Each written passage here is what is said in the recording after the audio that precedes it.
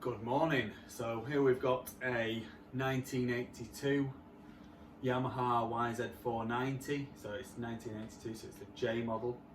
So this is the first of the 490s after the YZ465. And for UK buyers, it's interesting to know that this bike can be easily converted to running a non-cantilever swing arm, so you can get an earlier swing arm, a YZ465 swing arm, to go straight back in, and it'll bolt right up, and then you can run in a twin shock class because there's no linkage. So that's a very interesting thing about this bike. So obviously it doesn't look complete, but in actual fact looks can be a little bit deceiving because it comes with quite a lot of parts to fix it up and get it sorted, and the previous owners done a little bit of work taking the tank off and side panel, and he's blasted this pipe, although I think that extra work needs to be done to the pipe, especially the tailpipe. There's a dent in the front pipe, etc. So a little bit more work required, but I'm sure it could be made to be serviceable, or obviously you could replace it with a different one. So it's a dirty bike. Obviously, I don't clean them, so it sometimes make them look worse than they are. And as you can see, it's got no tank on it. Though there is two tanks with it. There's an existing, you can't see on the video, I'll show you that in a second. I was gonna look at getting it running. It's got a spark, it turns over, it's got a spark, it's got a compression, but the inlet manifold is cracked, so I'm not going to take the risk. It's where the boost bottle comes out of the inlet manifold, there's a big crack around there, and when you start pressing it and things like that, there's more cracks around. So I'm not going to take the risk of getting it running, because it could suck air in, and it could cause a lot of damage. So anyway, let's flip the camera around. Let's have a bit of a closer look at some of the parts that come with it, and the actual. So as I said, it comes with a lot of parts. That's what would have been, I think, the existing tank, Clark tank. Not a particularly pretty one, but then it's got a brand spanking new Clark tank with it as well. So that's more in the style of what the YZ490 tank should look like, but it looks like it's a large capacity one, which will go on there absolutely fine, and they don't generally look too bad, to be honest. It's got a brand new fuel tap.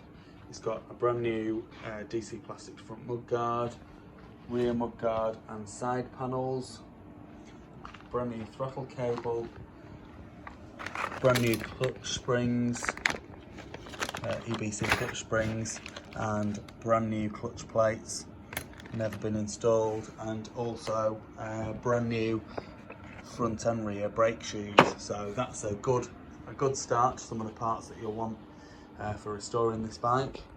It's also got the front number board on there as well. So as I said, it turns over, and it's because of the age of it, 82. It's before it went to the long 17-digit VIN number. It's a matching numbers bike, and actually, when you start looking at it, it's like there's not a lot of wear on this engine case here. The frame has never been painted. It's the original paint on the frame. It's got the nice original Yamaha sticker on the shock. The nuts and bolts look to be in good order. So it's probably not actually done too much work, this bike, in actual fact. It's probably just been left in the sun for a bit, and that's probably why it looks the way that it does.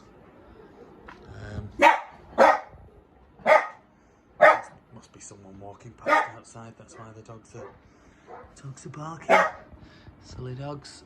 Anyway, so nice gold rim on the front, no dents, and the spokes aren't too bad. There's a little bit of corrosion on them, nothing major. And on this side, again, the rim looks good. Twin leading shoe on this model of bike. The sticker on the front forks has worn away a little bit, but it's neither here nor there really if you're going to have it as a riding bike. Chrome on the forks at the top looks good. I've not moved the gaiters at all, so they just are what they are. Again, very little wear on this side. Like I say, there's a dent on the pipe here. There's a couple of small dents underneath, but nothing major. The pipe's just held on with cable ties at the minute, and there's a bit of rust through here. Rusty chain. That's the worst part of the inlet manifold. I'm absolutely positive it would suck air in, so definitely not going to attempt that. But it does turn over, it does spark, and she's actually looking pretty good as far as I'm concerned. The back rim looks in very good condition. The only slight bit of damage to it is on this side. That is there. Must have just glanced a rock or something. But this side is immaculate. The brake plates look good.